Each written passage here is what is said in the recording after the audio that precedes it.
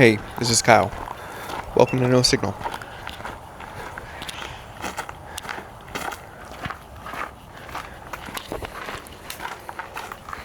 So today, I walked over to my grandparents and got to work. Guess who's arrived? Oh, he's here. Oh yeah. Okay. Oh yeah.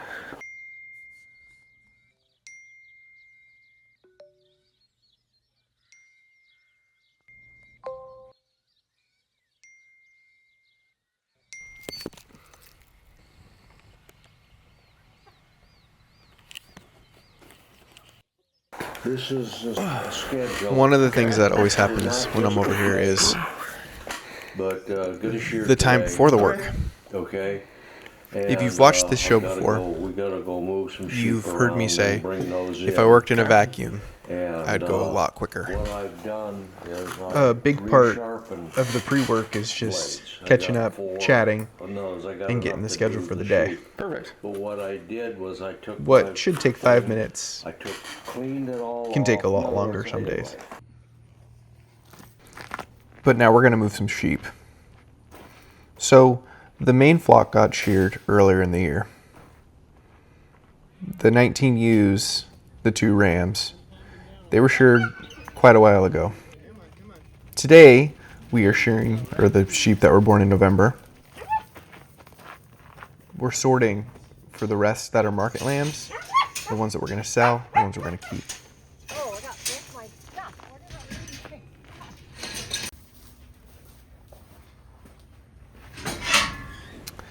I So today we're shearing the sheep. You know, I mentioned if I worked in a vacuum, I'd go quicker.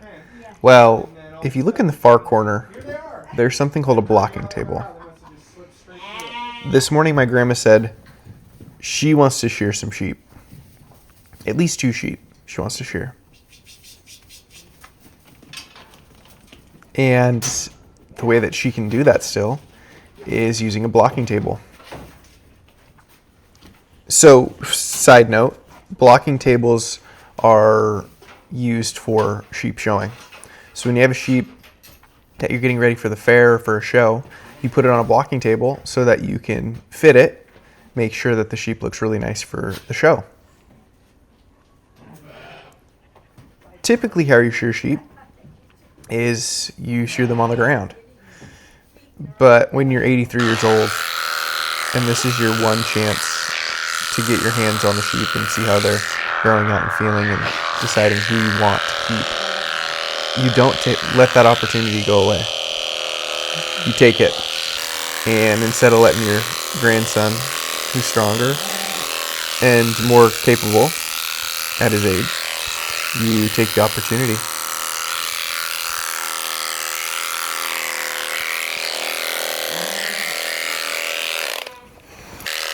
So you might be wondering, why are we shearing sheep?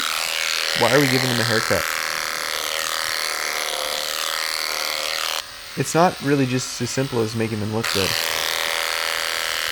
So sheep don't shed like most wild animals do.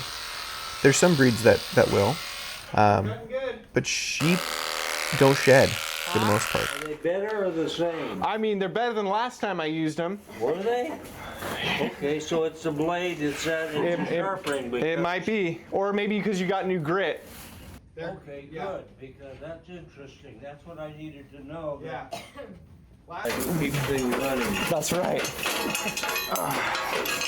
There's that. Oh, and just and whatever else. Yes, sir. I'm Okay? right there. Even though he may be a grumpy old fart, and he argues with his other half all the time. Oh yeah. And you're never right. And you're never right. Okay, just so you know. Yes. We're on the same page. If you leave the wool on, it can get matted.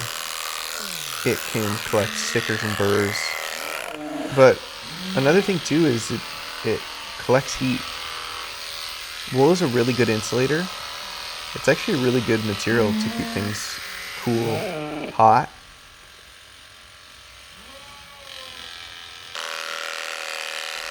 But at the same time, the more their wool stays on in the summers, the more that heat gets trapped. So You might be looking at this going, oh, this is kind of crazy. But shearing is one of those things that it's more important than us getting a haircut. The timing's important. And it's important just to make sure that we're doing it right.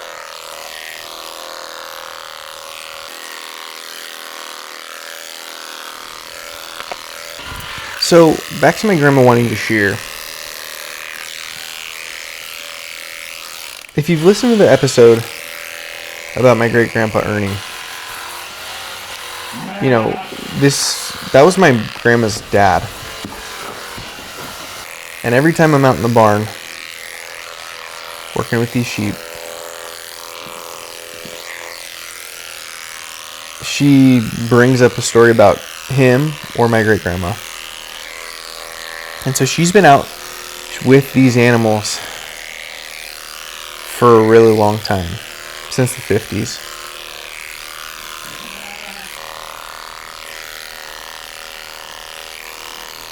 It's easy for me as her grandson to just think, hey, let me take over, let me do everything, I've got it. I'm stronger, I'm physically more capable. But here she is, shearing away. So these sheep, we're not keeping their fleeces. They're too young, and they don't have any value.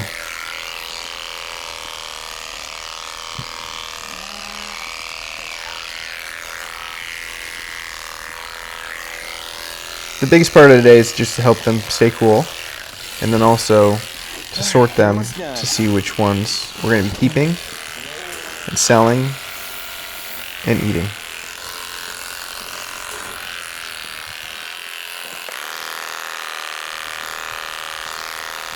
So the one that I'm shearing right now is going to be a keeper. As you see with the orange spray paint, that's how we're going to know this is one of the ewes that we're keeping.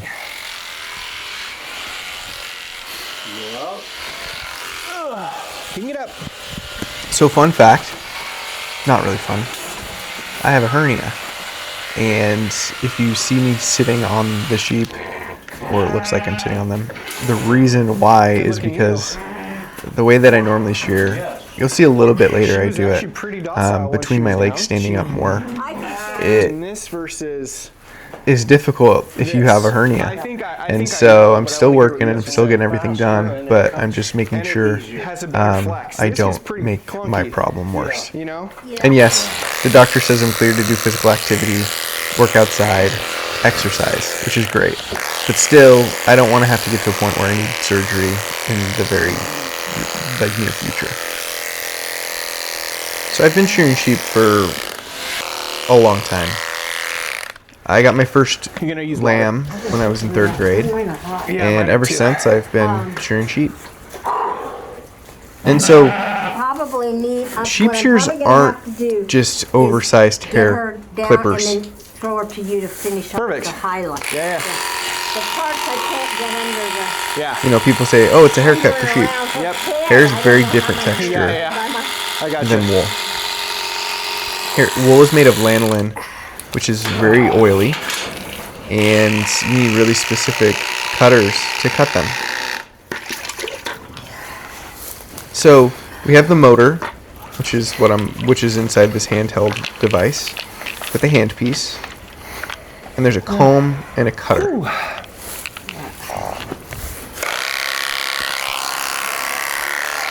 The comb is, well, pretty crazy looking. And when most people see it for the first time,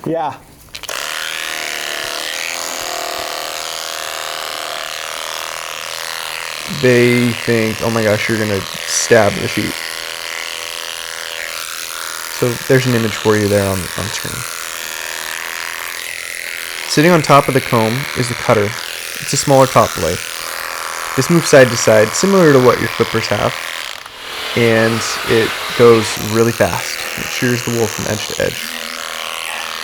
On the top of the shear is a tension knob, and you don't want the cutter too tight or too loose against the comb.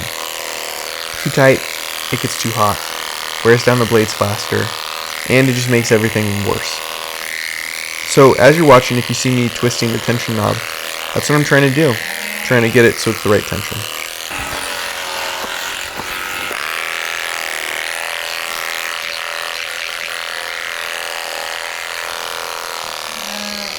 So the shears are starting to get dull. I've gotten through 3 sheep so far. Obviously this is a lot sped up, but things are starting to get dull. At the top of the episode, we talked about how my grandpa got new grip for his wheel. He sharpens all the blades himself, and did a decent job this time. The older he's gotten, the more inconsistent his shear blades have become. Got a little bit, I think. But my grandma and I are making do. And some at my house too if we need she's shearing her sheep, and I'm shearing mine. The thing that she's been telling me today is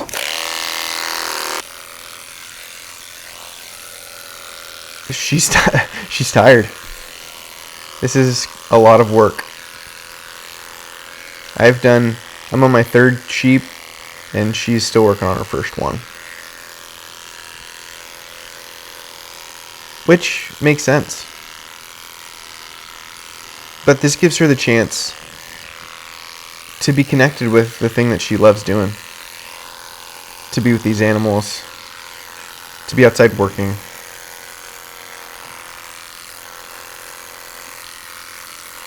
So, my wife and I, we moved back here onto their property. Built a house. We started 4 years ago, and we've been back for 2.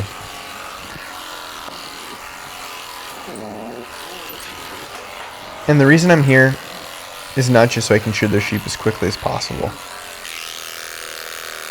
It's so I can help them still live the way that they want to live.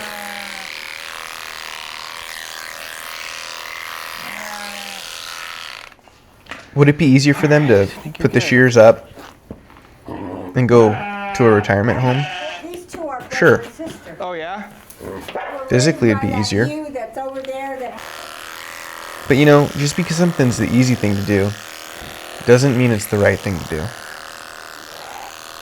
You know, they came to me and my wife and said, hey, we want you to move back so that you can help us run the place. So I could be here shearing these sheep, letting my grandma still shear the sheep that she wants to shear. The thing is, if I wasn't doing this, all these sheep probably be gone. There's no way that they could physically do this on their own anymore. Put a new blade on it. And if you can't do it physically on your own, they're either going to pay for someone to do it. They go out. More realistically, though,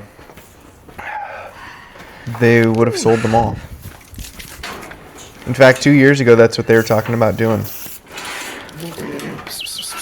Last year, they had 27 ewes. I think this is something else that I need to bring up.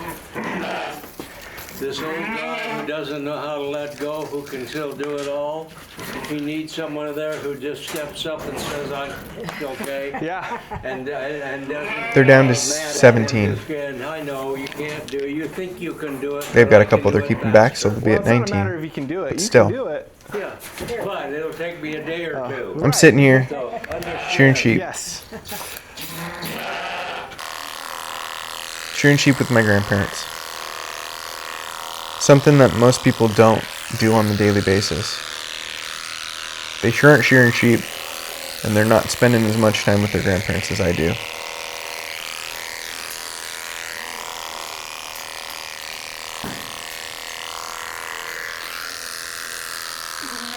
These animals have been in my family since the 50s. My great-grandfather brought them here and was the first Columbia sheep breeder in California. And these animals have that same bloodline as those animals back in the 50s. And I intend on having that legacy continue. So, in the short term, I'm going to sit out here in the barn, get to work, and make sure my grandparents can keep doing what they love to do as long as they can do it.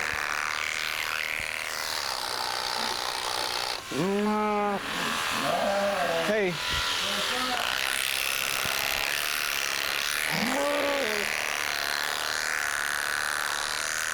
Thanks for watching No Signal. This is my life, recorded slowly and intentionally. I have a podcast. It's slower than this, but if that's something you'd be interested in, you can follow the link on my YouTube page. If something's resonated with you here, please consider hitting the subscribe button. This isn't the most clickbait, hype-filled YouTube series in the world, but it's about being intentional, about slowing down, and about spending time with the ones that you love in real life.